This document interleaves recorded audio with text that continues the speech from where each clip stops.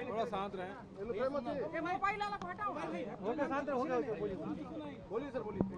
बोलिए। दंतेवाड़ा एसपी को गोपनीय सूचना के आधार पर नक्सली की सूचना मिली और उस आधार पर यहाँ से हमारे डीआरजी जवान के 2 टुकड़ियाँ गई थी।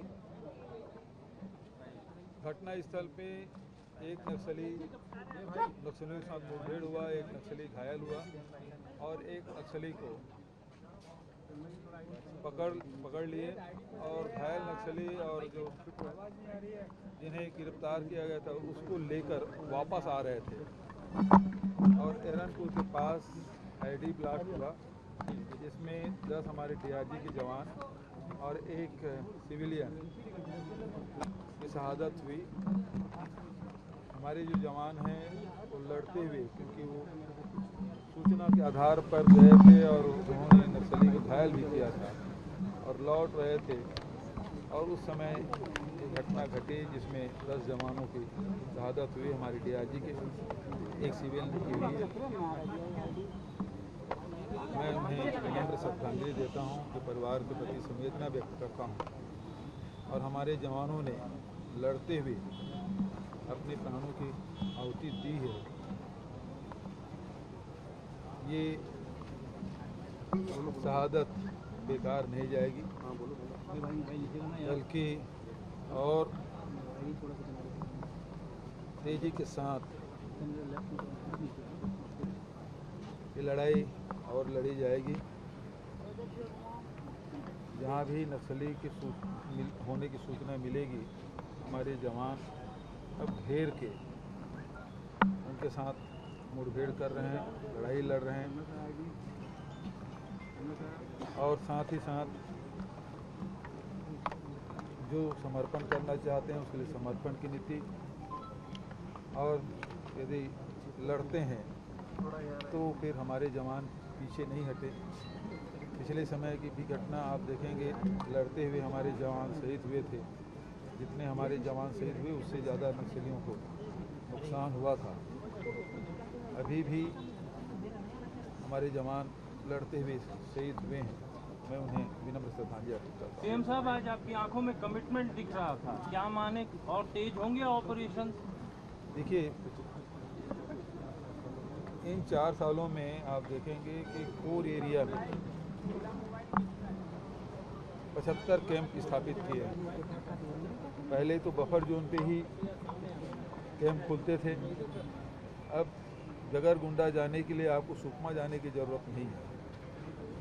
एरनपुर से भी जा सकते हैं आप, एकदम से भैरमगढ़ और बीजापुर बासागुड़ा से होते हुए जा सकते हैं, सुकमा से दोरनापाल होते हुए आ सकते हैं। तो ये जो एरिया है वो अर्ती का, जैसे हिडमा का हेडक्वार्टर कहा जाता है, अब वो लगभग चारों तरफ से घिर चुका है। नेशनल पार्क के एरिया है, अब वो हमारे जवानों के पहुंच के अंदर है। तो अब उसके छुपने की जगह अब इस एरिया में बीजापुर, सुकमा, दंतेवाड़ा में अब नहीं रहा। और जो छोटी छोटी सड़कें हैं वो भी बनाई जा रही है, कैंप खोले जा रहे हैं जनता की सुविधा के लिए। पीडीएस साहब, स्कूल, आंगनबाड़ी केंद्र वो सारे खोले जा रहे हैं। तो लोगों का विश्वास सरकार के प्रति बढ़ा है और नक्सली लगातार पीछे हटते जा रहे हैं। और आईडी ब्लास्ट घटना लगभग 2 साल बाद हुई है। मैं समझता हूँ कि ये नक्सलियों का हताशा ही है कि उन्होंने इस प्रकार की घटना। सर, जो वाहन चालक सही सीएम साहब, बाहर के कैडर नक्सली के लिए भी जो नक्सल नीति के आधार पर जो नीतियाँ बनी हैं, जो जवान शहीद होते हैं या सिविलियन शहीद हो रहे हैं, सबके लिए हमने मुआवजा की व्यवस्था की है, उसके तहत सबको मिलेगा। सर, सरकार अंतिम लड़ाई की बात करती है नक्सलियों के साथ, लेकिन जब जब सरकार बोलती है नक्सलियों के साथ लड़ाई अंतिम है, तब तब नक्सली बड़ी घटना को अंजाम देते हैं। कहीं चूक हो रही है सरकार से या फिर पुलिस से, सुरक्षा बल से? देखिए, जवानों की शहादत हुई है, इसे कोई इनकार नहीं कर सकता, लेकिन पहले और अब में बड़ा अंतर आया है।